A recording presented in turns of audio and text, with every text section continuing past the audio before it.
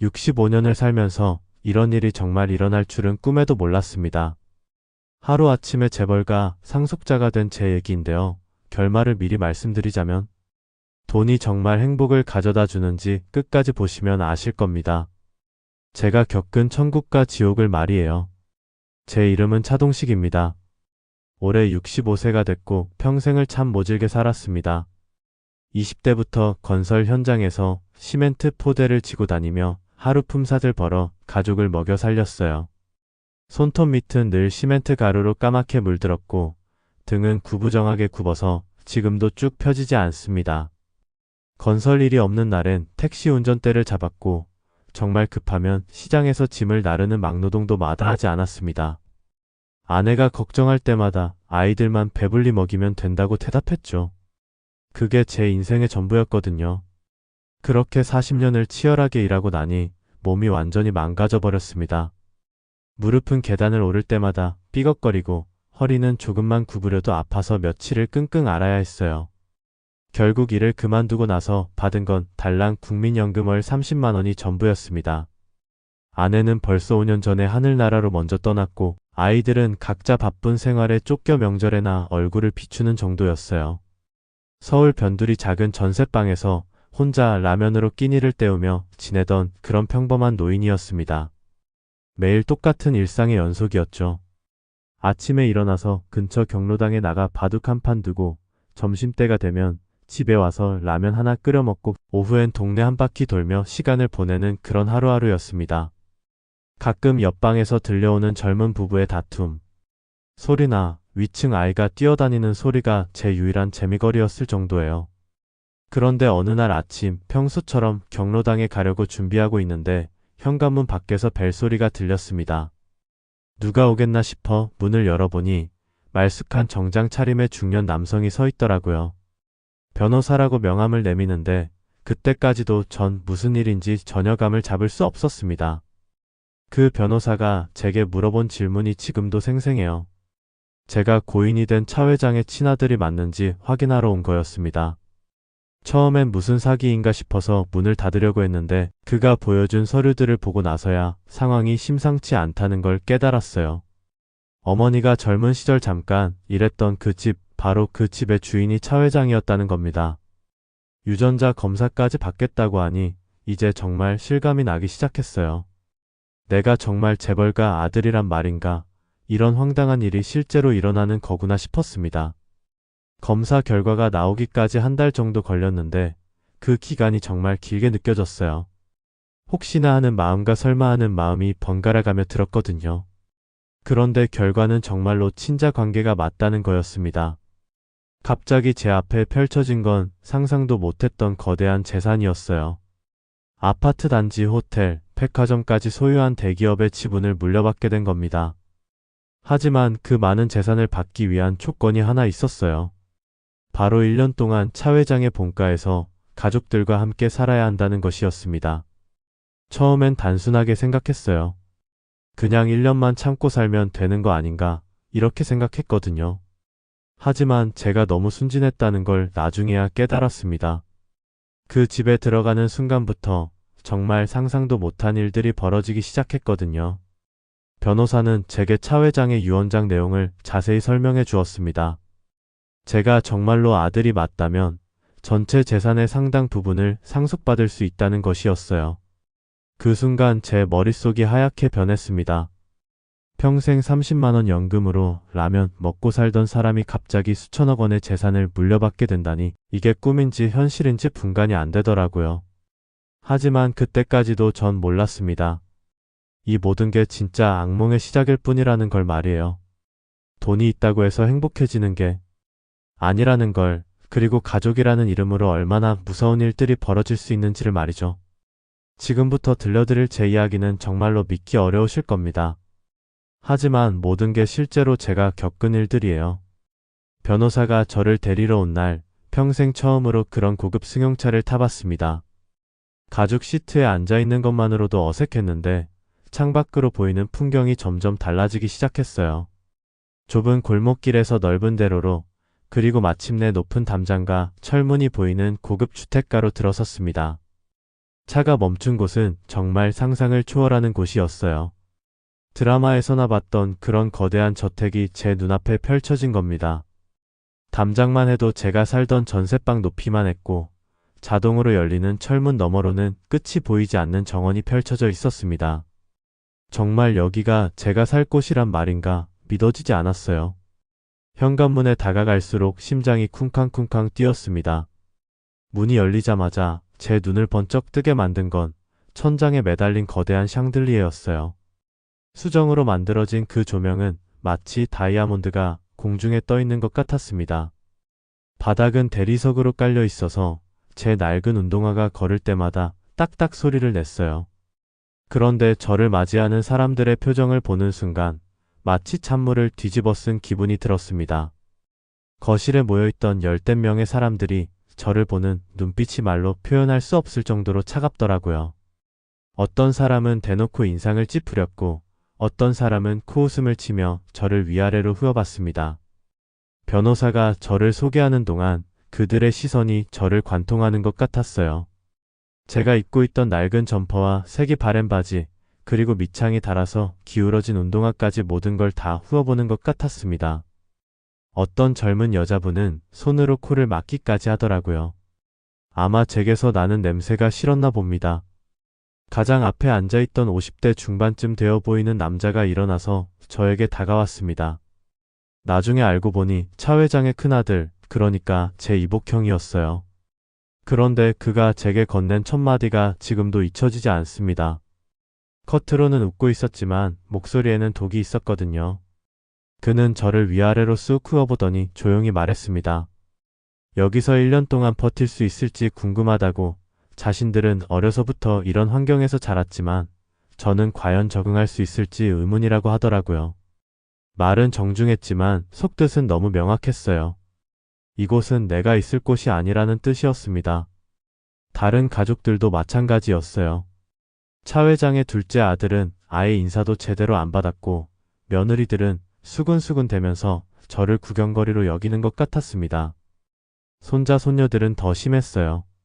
10대 후반쯤 되어 보이는 아이가 친구에게 전화를 걸어서 지금 집에 이상한 할아버지가 왔다고 깔깔거리며 얘기하는 소리까지 들렸거든요. 그 순간 정말 도망치고 싶었습니다. 전셋방이 비좁긴 해도 그곳이 제겐 편안한 보금자리였거든요. 여기서는 숨 쉬는 것조차 조심스러웠어요. 제가 뭘 만져도 될지, 어디에 앉아도 될지, 심지어 화장실은 어디에 있는지도 물어보기가 창피할 정도였습니다. 하지만 저를 가장 놀라게 한 건 제 방을 안내받을 때였어요. 3층에 있는 그 방은 제가 살던 전셋방보다 훨씬 넓었거든요. 킹사이즈 침대에 넓은 옷장, 그리고 창문 너머로 보이는 정원 풍경까지. 마치 호텔 특실 같았어요. 하지만 그 방에 혼자 서 있으니 더 외로워지더라고요. 첫날 밤 저녁 식사 시간이 가장 힘들었습니다. 긴 테이블에 20명 가까이 둘러앉았는데 저만 혼자 뚝 떨어져 있는 기분이었어요. 사용하는 수저와 포크도 너무 많아서 뭘 써야 할지 몰라 당황했고 나오는 음식들도 이름조차 모르는 것들이 대부분이었습니다. 그들의 대화 주제도 저와는 완전히 다른 세상 이야기였어요. 골프장 얘기, 해외여행 얘기, 주식 투자 얘기. 저는 그냥 조용히 밥만 먹고 있을 수밖에 없었습니다. 가끔 누군가 저에게 말을 걸어도 뭐라고 대답해야 할지 몰라서 어버버거렸어요. 식사가 끝나고 방으로 올라가는 길에 복도에서 들은 대화가 제 가슴을 콕 찔렀습니다. 큰 며느리와 둘째 며느리가 작은 소리로 얘기하는 걸 우연히 들었거든요. 1년만 참으면 저절로 나가게 될 거라고, 저런 사람이 어떻게 이 집에서 버티겠냐고 하는 소리였어요. 그날 밤 침대에 누워서 천장을 보며 정말 많은 생각이 들었습니다. 과연 제가 여기서 1년을 버틸 수 있을까? 이들이 정말 저를 가족으로 받아들일 수 있을까? 하지만 동시에 다른 생각도 들었어요. 평생 무시당하며 살았는데 이번만큼은 당당하게 제 몫을 찾고 싶다는 생각 말이에요. 저택에서 생활한 지 일주일쯤 지나니까 이상한 일들이 하나둘씩 눈에 띄기 시작했습니다. 겉으로는 모두 저를 친절하게 대해주는 것 같았지만 뭔가 어색한 구석이 있었어요. 마치 연극을 하는 것처럼 부자연스러운 웃음과 억지로 하는 것 같은 대화들이었거든요. 첫 번째로 이상함을 느낀 건 큰아들 차민호 씨였습니다. 어느 날 아침 식사 때 갑자기 저에게 다가와서 아버지라고 부르며 어깨를 토닥여 주더라고요. 하지만 그 손길에서 따뜻함보다는 어떤 계산적인 느낌이 들었어요. 마치 다른 사람들에게 보여주기 위한 연기 같았습니다. 며느리들의 행동도 묘했어요. 특히 큰며느리 김지영 씨는 저에게 유독 친절했습니다. 제가 뭔가 필요한 게 없는지 자꾸 물어보고 옷도 새로 사드리겠다며 백화점에 같이 가자고 하더라고요. 처음엔 정말 고마웠는데 나중에 보니 그럴 때마다 다른 가족들이 지켜보고 있었어요. 둘째 아들 차민수 씨는 완전히 달랐습니다. 저와 마주치면 대충 인사만 하고 지나가거나 아예 못 본 척했어요. 하지만 가끔 저를 보는 눈빛에서 뭔가 음험한 기운이 느껴졌습니다. 마치 저를 어떻게 없앨까 고민하는 것 같은 그런 눈빛이었어요. 그런데 정말 소름 끼치는 일이 벌어진 건 제가 저택에 온 지 2주쯤 되었을 때였습니다. 어느 날 밤 잠에서 깨어보니 제 방문이 살짝 열려 있더라고요. 분명히 잠들기 전에 문을 잠갔는데 말이에요. 처음엔 제가 잘못 잠근 줄 알았는데 책상 서랍이 미묘하게 열려 있는 걸 보고 깨달았습니다. 누군가 제 방에 들어와서 뭔가를 뒤진 거였어요. 변호사가 준 서류들이 담긴 봉투의 위치가 미묘하게 바뀌어 있었고 제 지갑도 원래 자리에서 조금 벗어나 있었습니다. 정말 소름이 돋았어요. 이 집에서 저는 감시당하고 있다는 걸 그때 처음 깨달았거든요. 다음 날부터는 더욱 조심스럽게 행동했습니다. 중요한 서류들은 항상 몸에 지니고 다녔고 밤에는 의자를 문 앞에 세워놓기도 했어요. 하지만 그런 제 행동을 눈치채기라도 한 것처럼 가족들의 태도가 조금씩 더 노골적으로 변하기 시작했습니다. 어느 날 저녁 온 가족이 모인 자리에서 둘째 며느리 박소영 씨가 던진 말이 제 가슴을 찔렀어요. 겉으로는 농담처럼 말했지만 독이 있었거든요. 아버님이 갑자기 나타나서 모든 게 달라졌다고, 원래 계획했던 일들이 다 틀어졌다고 하더라고요. 그 말을 듣는 다른 가족들의 표정이 묘했어요. 누구는 당황한 듯 박소영 씨를 말렸고 누구는 은근히 고개를 끄덕이며 동조하는 것 같았습니다. 그 순간 저는 확실히 깨달았어요. 제가 여기 있는 것 자체가 이들에게는 골칫거리라는 걸 말이에요. 가장 충격적이었던 건 그 다음 주에 일어난 일이었습니다. 제가 타고 다니던 택시기사 시절에 낡은 차가 주차장에 있었는데 어느 날 보니 브레이크 선이 이상하게 되어 있더라고요. 정비소에 가져가니 누군가 의도적으로 손을 뗀 흔적이 있다는 겁니다. 그때 정말 무서웠어요. 이 사람들이 저를 없애려고 하는 건 아닌가 하는 생각이 들었거든요. 하지만 증거가 없으니 누구를 의심해야 할지도 모르겠고 경찰에 신고하기에도 애매한 상황이었어요. 그냥 조심하는 수밖에 없었습니다. 그런 와중에도 더 이상한 일들이 계속 벌어졌어요.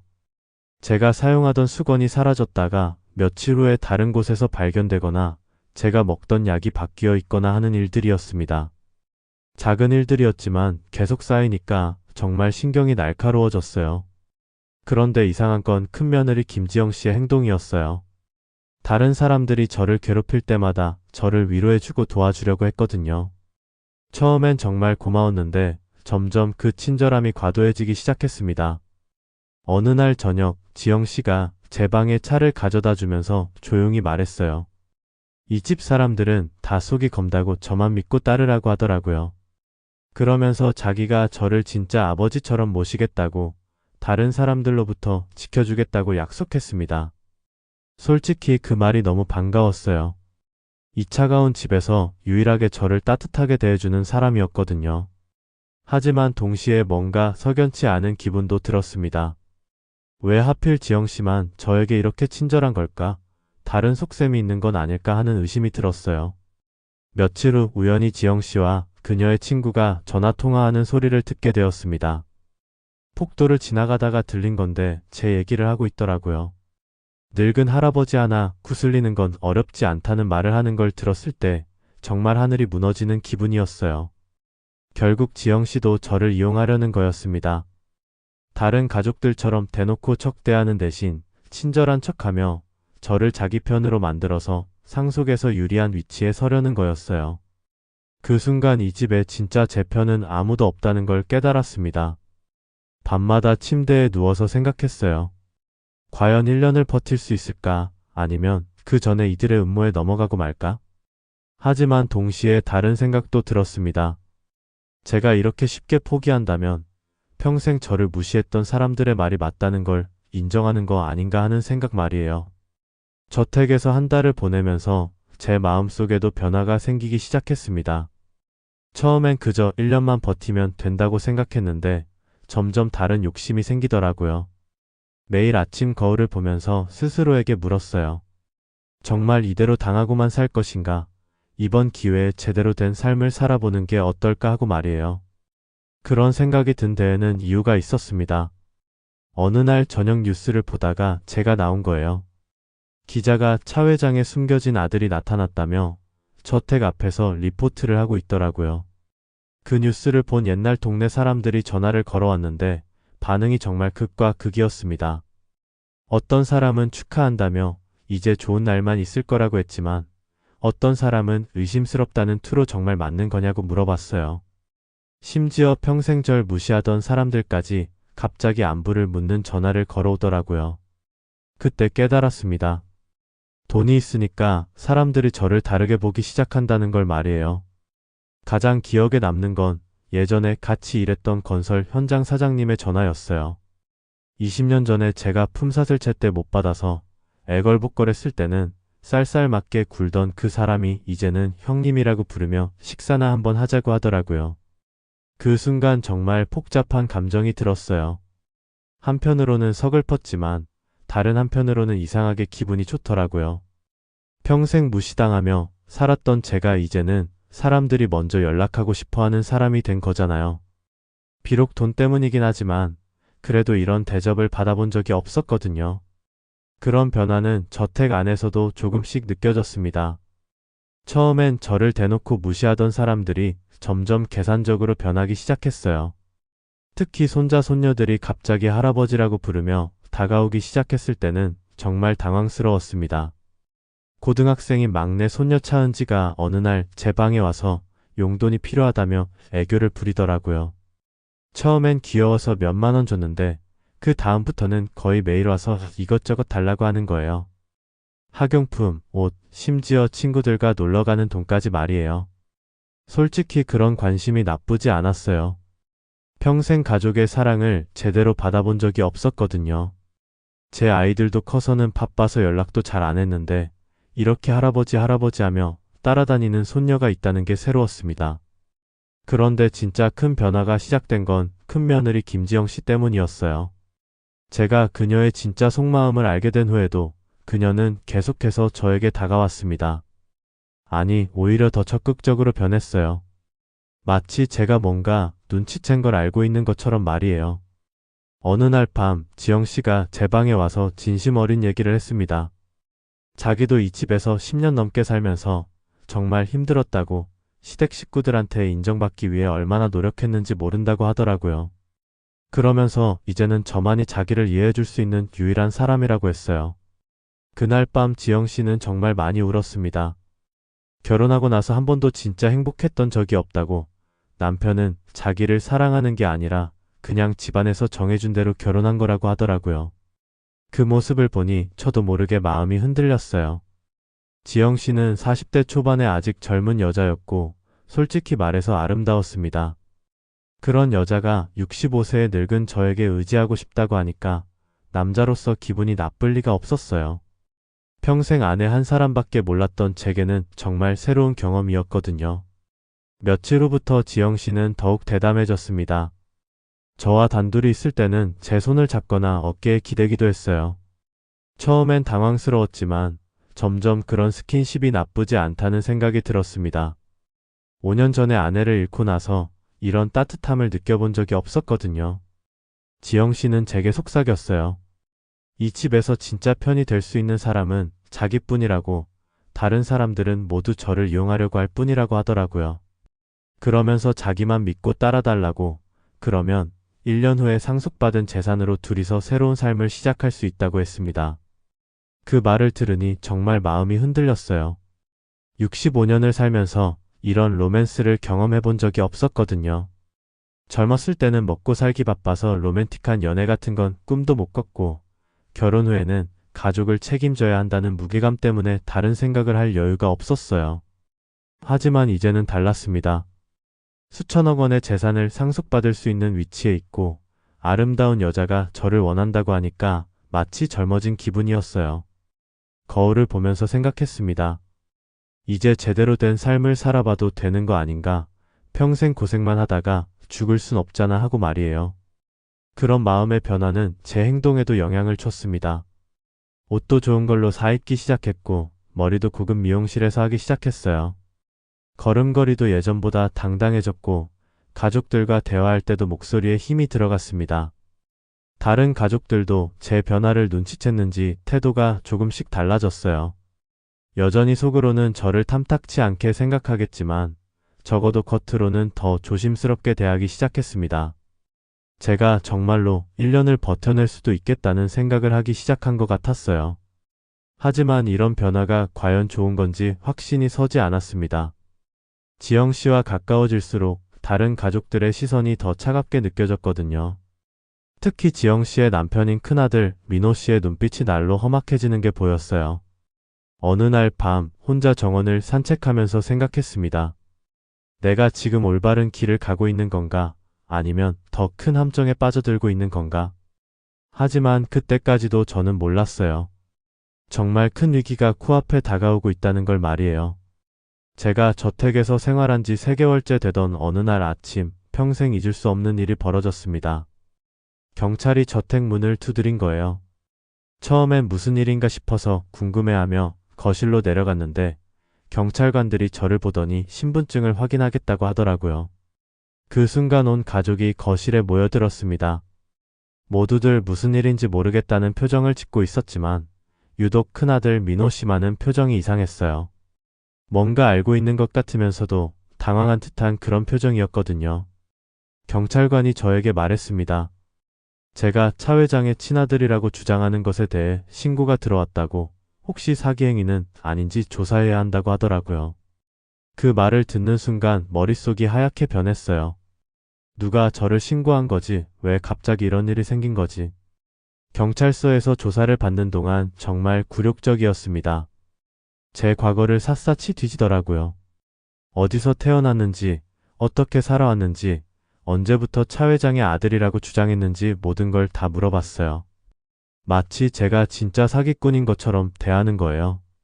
가장 충격적이었던 건 신고자가 누구인지 알게 되었을 때였습니다. 바로 큰아들 민호 씨였어요. 제가 가장 믿었던 사람, 아니, 적어도 가족이라고 생각했던 사람이 저를 경찰에 신고한 거였습니다.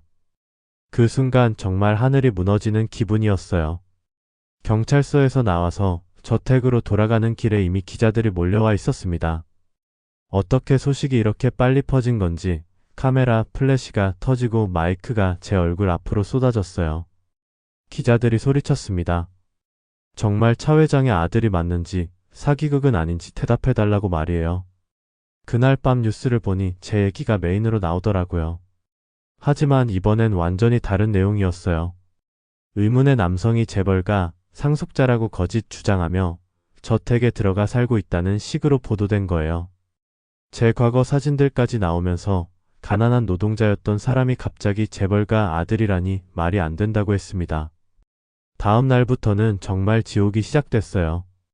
온라인에서는 저를 사기꾼이라고 하는 댓글들이 폭발했고, 예전에 저를 알던 사람들이 언론사에 제보를 하기 시작했습니다.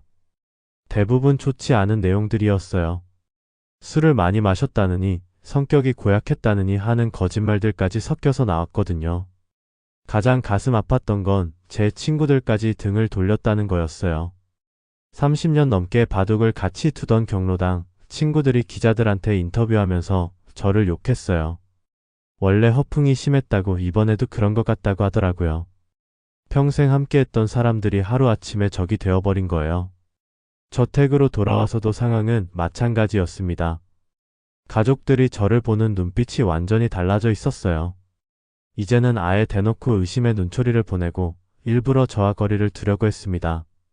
식사 시간에도 저 혼자 떨어져 앉아야 했고 대화에서도 완전히 소외됐어요. 큰며느리 지영 씨도 마찬가지였습니다. 그렇게 저를 따르겠다고 했던 사람이 갑자기 차갑게 돌변한 거예요. 제가 말을 걸어도 대충 대답하고 지나가 버리고 예전처럼 제 방에 오지도 않았습니다.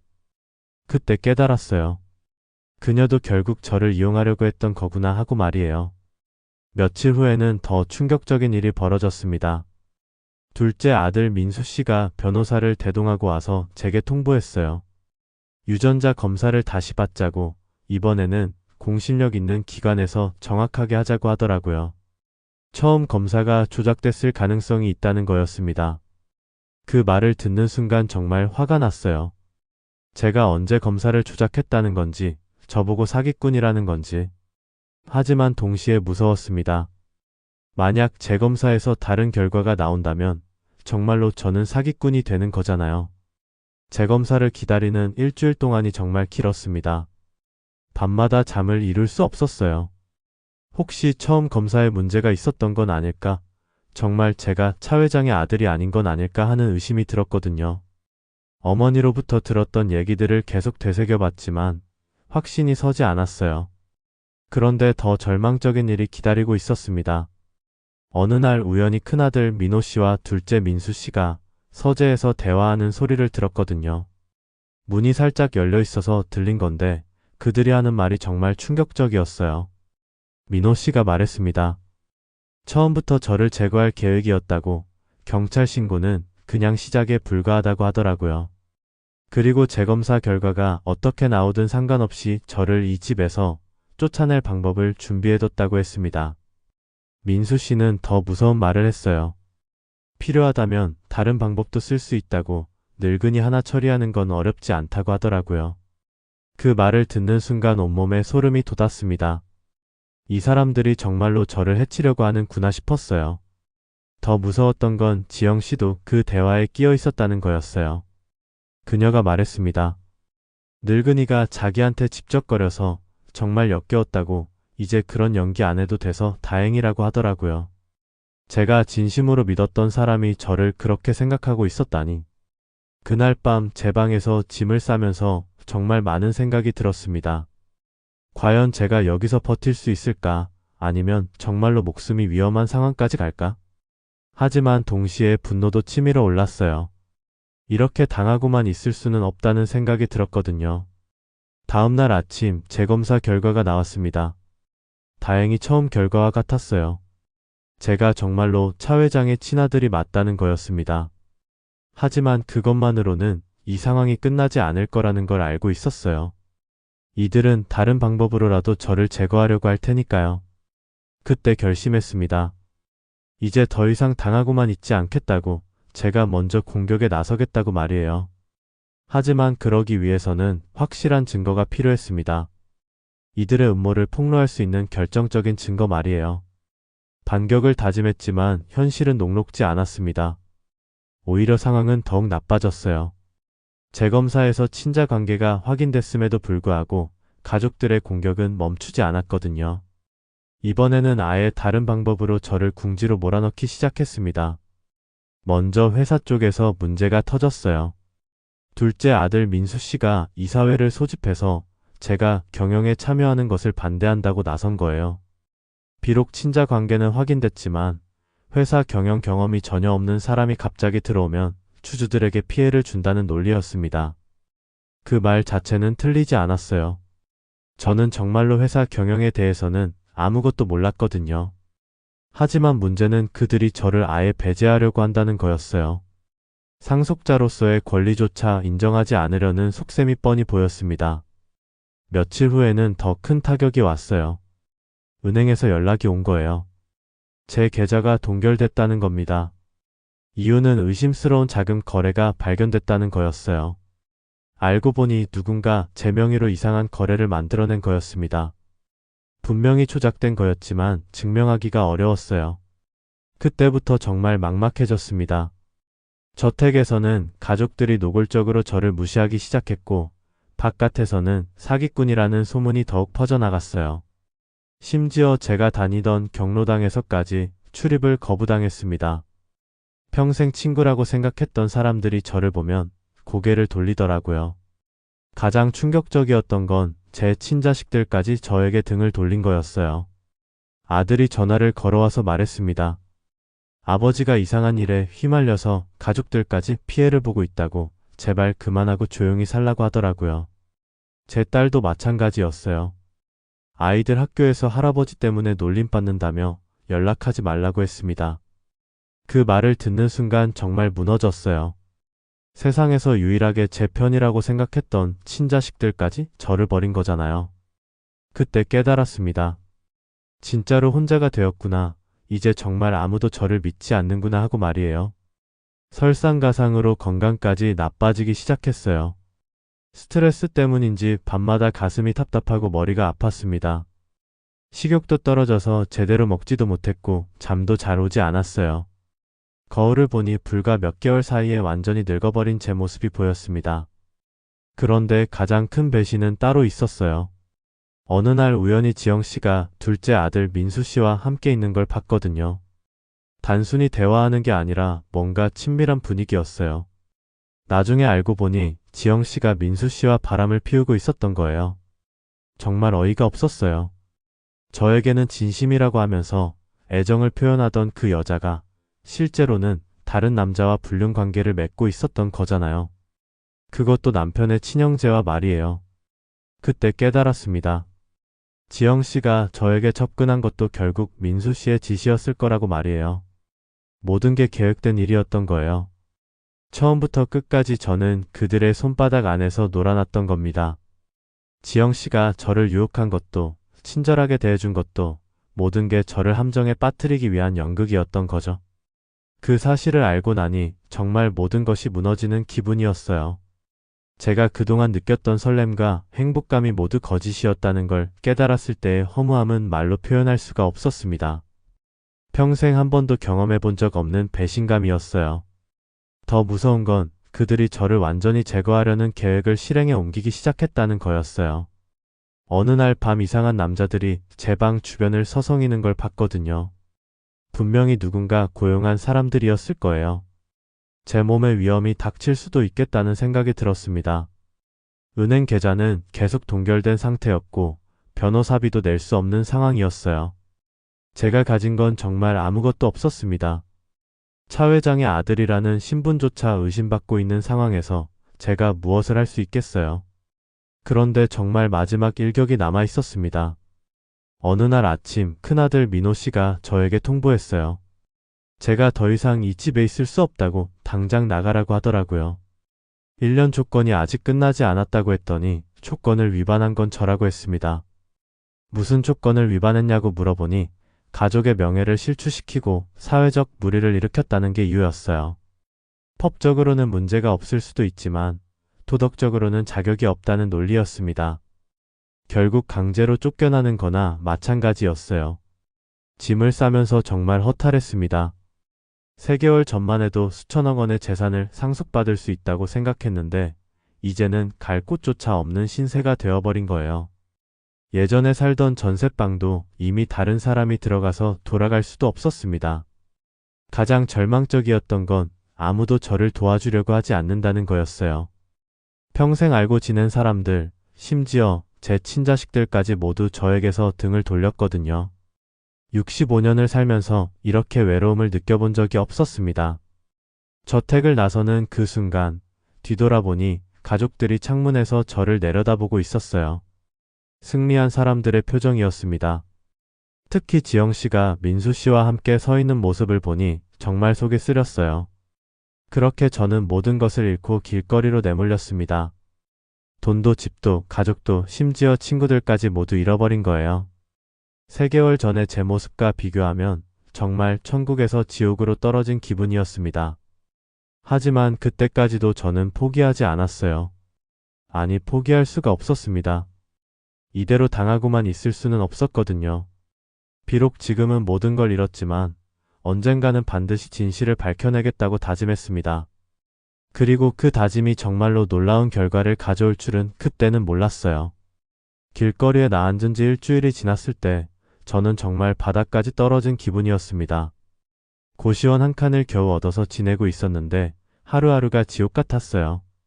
하지만 그 절망적인 순간에 기적 같은 일이 일어났습니다. 제가 미리 준비해둔 비밀 무기들이 있었거든요. 사실 저택에서 생활하면서 저도 바보가 아니었어요. 가족들의 수상한 행동을 눈치채고 나서부터는 조용히 증거를 모으고 있었습니다. 평생 현장에서 일하면서 터득한 생존 본능이랄까요? 위험을 감지하면 미리 대비책을 마련해두는 습관이 있었거든요. 첫 번째 무기는 차 회장의 진짜 유언장이었습니다. 가족들이 보여준 유언장과는 다른 진짜 원본 말이에요. 어느 날 우연히 차 회장의 서재에서 발견한 건데 비밀 금고 안에 숨겨져 있었거든요. 거기에는 정말 놀라운 내용이 적혀 있었어요. 차 회장은 이미 오래전부터 자신의 가족들을 의심하고 있었습니다. 특히 큰아들과 둘째 아들이 회사 돈을 빼돌리고 있다는 걸 알고 있었어요. 그래서 진짜 유언장에는 제가 상속받을 몫이 훨씬 많이 적혀 있었고 가족들의 잘못된 행동들도 자세히 기록되어 있었습니다. 두 번째 무기는 차 회장의 비밀 장부였어요. 회사의 비자금 조성과 탈세 내역이 낱낱이 기록된 장부였습니다. 민호 씨와 민수 씨가 아버지 몰래 얼마나 많은 돈을 빼돌렸는지, 어떤 방법으로 세금을 피했는지 모든 게 적혀 있었거든요. 이 장부만 있으면 그들을 완전히 무너뜨릴 수 있었어요. 하지만 가장 강력한 무기는 따로 있었습니다. 바로 녹음 파일이었어요. 제가 휴대폰에 녹음 기능이 있다는 걸 뒤늦게 알게 되어서 지영 씨와의 대화나 가족들끼리 하는 이야기를 몰래 녹음해뒀거든요. 특히 지영 씨가 저를 이용하겠다고 친구와 통화하던 내용과 민호 씨와 민수 씨가 저를 제거하려고 계획을 세우던 대화까지 모두 녹음되어 있었어요. 이 모든 증거들을 저는 저택을 떠나기 전에 미리 안전한 곳에 숨겨두었습니다. 혹시라도 그들이 제 방을 뒤질 것 같아서 정원 한 구석에 방수 봉지에 넣어서 묻어둔 거예요. 평생 현장에서 일하면서 배운 지혜였죠. 고시원에서 며칠을 고민한 끝에 결심했습니다. 이제 반격에 나서겠다고 말이에요. 하지만 혼자서는 어려울 것 같아서 도움을 청할 사람을 찾기 시작했습니다. 그때 생각난 게 예전에 건설 현장에서 알게 된 변호사였어요. 이성민 변호사는 가난한 집안 출신으로 고생해서 변호사가 된 사람이었습니다. 젊은 시절 아르바이트로 건설 현장에서 일했을 때 저와 인연이 됐던 거예요. 그때 제가 많이 도와줬거든요. 팝도 사주고 일도 소개해주고 했던 기억이 있었어요. 이 변호사에게 연락해서 만났을 때 그는 제 상황을 듣고 깜짝 놀랐습니다. 하지만 제가 가진 증거들을 보여주니까 눈빛이 달라지더라고요. 이건 정말 대박이 날 사건이라면서 기꺼이 도와주겠다고 했어요. 그래서 우리는 치밀한 계획을 세웠습니다. 먼저 언론에 제대로 된 해명을 하고 그 다음에 가족들을 상대로 법정 공방을 벌이기로 했어요. 특히 회사 비자금과 탈세 문제는 국세청에도 신고하기로 했습니다. 첫 번째 수순으로 기자회견을 열었어요. 처음에는 기자들이 또 무슨 헛소리냐는 식으로 반응했지만 제가 진짜 유언장을 공개하고 녹음 파일을 틀어주니까 분위기가 완전히 바뀌었습니다. 기자들의 눈이 번쩍 뜨더라고요. 특히 지영 씨가 저를 이용하겠다고 말한 녹음 파일이 공개됐을 때는 정말 폭발적인 반응이었어요. 그리고 민호 씨와 민수 씨가 저를 제거하려고 계획하던 대화까지 나오니까 이제는 제가 피해자라는 게 명확해졌거든요. 다음날 뉴스를 보니 완전히 뒤바뀌어 있었어요. 이번에는 차씨 집안이 무고한 노인을 괴롭혔다는 식으로 보도되고 있었습니다. 여론도 완전히 저 편으로 돌아섰어요. 댓글들을 보니 가족들을 욕하는 내용들이 쏟아지고 있었거든요. 그 다음에는 법정 공방이 시작됐습니다. 가족들도 나름대로 좋은 변호사를 고용해서 맞섰지만 제가 가진 증거들이 너무 확실했어요. 특히 차 회장의 진짜 유언장이 공개되면서 그들의 주장은 완전히 무너졌습니다. 재판 과정에서 정말 재미있는 일들이 벌어졌어요. 민호 씨와 민수 씨는 서로 책임을 떠넘기느라 바빴고 지영 씨는 법정에서 울면서 자기는 강요당했다고 주장했어요. 하지만 녹음 파일 때문에 그런 변명도 통하지 않았죠. 가장 통쾌했던 순간은 국세청 조사 결과가 나왔을 때였어요. 제가 제출한 비밀 장부를 바탕으로 조사한 결과 수백억 원의 탈세와 비자금 조성이 확인된 거예요. 그들은 막대한 추징금과 벌금을 물어야 했고 일부는 구속되기까지 했습니다. 언론에서는 이 사건을 연일 보도했어요. 재벌가의 추악한 민낯이 드러났다면서 저는 용감한 고발자로 포장되기 시작했습니다. 예전에 저를 사기꾼이라고 했던 그 기자들이 이제는 저를 영웅 취급하더라고요. 가장 기분 좋았던 건 예전에 저를 무시했던 사람들이 다시 연락해오기 시작한 거예요. 경로당 친구들도 미안하다며 사과했고, 심지어 제 자식들도 아버지가 옳았다면서 용서를 빌었어요. 하지만 이미 늦었죠. 어려울 때 외면했던 사람들을 다시 믿을 수는 없었어요. 재판은 제가 완승했습니다. 진짜 유언장이 효력을 인정받으면서 저는 차 회장 재산의 절반 이상을 상속받게 되었어요. 그리고 가족들은 각종 형사처벌과 함께 거액의 손해배상까지 해야 했습니다. 특히 지영 씨는 저에게 정신적 피해 배상금까지 물어야 했어요. 법정에서 그녀를 다시 봤을 때 예전의 아름답고 우아한 모습은 온데간데 없이 초라해져 있더라고요. 그 모습을 보니 복수가 이루어진 기분이었지만 동시에 허무하기도 했어요. 이렇게 해서 저는 모든 것을 되찾았습니다. 아니, 잃었던 것보다 훨씬 더 많은 것을 얻었어요. 하지만 그 과정에서 정말 많은 것을 배웠습니다. 돈의 무서움, 가족이라는 이름의 허상, 그리고 인간의 욕망이 얼마나 추악할 수 있는지를 말이에요. 1년 반 만에 저는 다시 그 저택의 주인이 되었습니다. 이번에는 정말로 제 것이었어요. 법정에서 승리한 후 가족들은 모두 쫓겨났고 저 혼자 그 큰 집을 차지하게 된 거죠. 수천억 원의 재산과 함께 말이에요. 처음 며칠은 정말 기분이 좋았어요. 그 화려한 샹들리에 아래서 혼자 와인을 마시며 생각했습니다. 내가 해냈구나, 그놈들을 모두 무릎 꿇렸구나 하고 말이에요. 언론에서는 저를 영웅이라고 칭찬했고 사람들은 저를 부러워했어요. 하지만 시간이 지나면서 뭔가 이상한 기분이 들기 시작했습니다. 그 넓은 집에 혼자 있으니까 너무 적막하더라고요. 20개가 넘는 방 중에서 제가 쓰는 건 겨우 서너 개뿐이었어요. 나머지는 그냥 텅 비어있는 공간일 뿐이었습니다. 식사 시간이 가장 외로웠어요. 그 긴 식탁에 혼자 앉아서 밥을 먹고 있으면 예전에 가족들이 모여있던 때가 생각났거든요. 비록 그들이 저를 미워했지만 그래도 사람들이 있어서 시끌벅적했던 그때가 그리웠어요. 돈은 정말 많았어요. 통장 잔고를 확인할 때마다 어지러울 정도였거든요. 하지만 그 돈으로 뭘 해야 할지 모르겠더라고요. 비싼 옷을 사봐도 입고 갈 곳이 없었고 좋은 음식을 주문해도 혼자 먹으니까 맛이 없었어요. 특히 밤이 되면 정말 견디기 어려웠습니다. 그 큰 집에서 혼자 잠들려고 하면 온갖 생각이 다 들더라고요. 정말로 제가 원했던 게 이런 거였나? 복수는 달성했지만 그래서 행복해진 건가 하는 의문이 계속 들었어요. 가끔 뉴스에서 옛날 가족들 소식이 나왔어요. 민호 씨는 사기 혐의로 감옥에 들어갔고 민수 씨는 파산해서 작은 아파트에서 살고 있다고 하더라고요. 지영 씨는 이혼하고 고향으로 내려갔다는 소식도 들었습니다. 그런 소식을 들을 때마다 복잡한 기분이 들었어요. 한편으로는 시원하기도 했지만 다른 한편으로는 씁쓸하기도 했거든요. 결국 우리 모두가 불행해진 거잖아요. 아무도 승자가 없는 싸움이었던 셈이죠. 어느 날은 정말 견디기 어려워서 예전에 살던 고시원 근처를 가봤어요. 그때가 더 행복했던 것 같아서 말이에요. 비록 가난했지만 그래도 소박한 꿈이라도 있었고 내일에 대한 기대감도 있었거든요. 그런데 지금은 모든 걸 다 가졌는데도 허전하기만 했어요. 이상하게도 돈이 많아질수록 행복은 멀어지는 것 같았습니다. 사람들이 저에게 친절하게 대해주기는 했지만 진심인지 아니면 돈 때문인지 구별이 안 되더라고요. 가장 슬펐던 건 제 친자식들과의 관계였어요. 재판에서 이긴 후에 아이들이 다시 연락해왔지만 예전 같지 않았어요. 뭔가 어색하고 어색했거든요. 아이들도 제가 변한 걸 느끼는 것 같았고 저도 아이들이 달라 보였어요. 손자 손녀들도 마찬가지였어요. 가끔 만나긴 했지만 진짜 할아버지 손자 같은 느낌은 아니었어요. 오히려 돈 많은 할아버지와 그 혜택을 받고 싶어하는 손자들 사이의 관계 같았거든요. 그렇게 6개월을 보내고 나니까 깨달았습니다. 제가 찾고 있던 건 돈이 아니었구나, 진짜 가족의 사랑이었구나 하고 말이에요.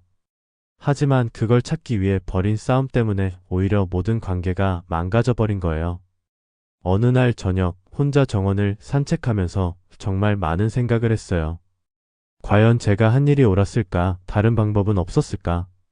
복수는 달성했지만 그 대가로 너무 많은 걸 잃어버린 것 같았거든요. 그때 문득 아내가 생각났어요. 살아있다면 뭐라고 했을까? 아마 돈보다는 가족이 더 소중하다고 했을 거예요. 그리고 복수보다는 용서가 더 어른스러운 거라고 조언했을 것 같았습니다. 하지만 이미 돌이킬 수는 없었어요. 벌어진 일은 벌어진 거고 깨진 관계는 쉽게 회복되지 않을 거라는 걸 알고 있었거든요. 그냥 이렇게 살아가는 수밖에 없는 거구나 싶었습니다. 그런데 정말 운명이라는 게 있나 봅니다. 제가 이런 생각에 잠겨 있을 때 갑자기 예상치 못한 방문객이 찾아왔거든요. 집 앞에 낡은 승용차 한 대가 서 있고 거기서 내린 건 50대 중반쯤 되어 보이는 여자였어요. 그 여자가 저에게 다가와서 조심스럽게 물었습니다. 혹시 차동식 씨가 맞는지, 그리고 차 회장님의 아드님이 맞는지 말이에요. 저는 그렇다고 대답했는데 그 여자가 한 말이 정말 충격적이었어요.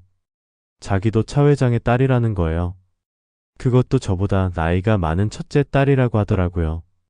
어머니가 다른 여자와 바람을 피워서 낳은 아이인데 지금까지 숨어 살았다는 겁니다. 그런데 뉴스를 보고 용기를 내서 찾아왔다고 했어요. 그 순간 정말 어이가 없었어요. 이제 막 정리됐다고 생각했는데 또 다른 상속자가 나타난 거잖아요. 그 여자가 보여준 서류들을 보니 정말 차 회장의 딸일 가능성이 높아 보였어요. 그날 밤 혼자 방에서 생각했습니다. 또 다시 이런 일이 시작되는 건가? 또 다른 가족들과 싸워야 하는 건가? 하지만 동시에 다른 생각도 들었어요. 이번에는 달리해볼까? 싸우는 대신 함께 나눠볼까 하는 생각 말이에요. 결국 깨달았습니다. 돈은 많을수록 좋은 게 아니라는 걸, 진짜 중요한 건 함께할 사람이 있다는 거라는 걸 말이에요. 그래서 그 여자에게 제안했어요. 서로 싸우지 말고 함께 이 재산을 나눠서 쓰자고, 진짜 가족처럼 지내보자고 말이에요. 하지만 그 여자의 대답을 듣고 나서야 깨달았습니다. 이 막장 드라마는 아직 끝나지 않았구나. 새로운 시즌이 시작되는 거구나 하고 말이에요. 그렇게 제 이야기는 계속되고 있습니다. 여러분도 저처럼 돈과 욕망에 휘둘리지 마시고 진짜 소중한 게 뭔지 잊지 마세요.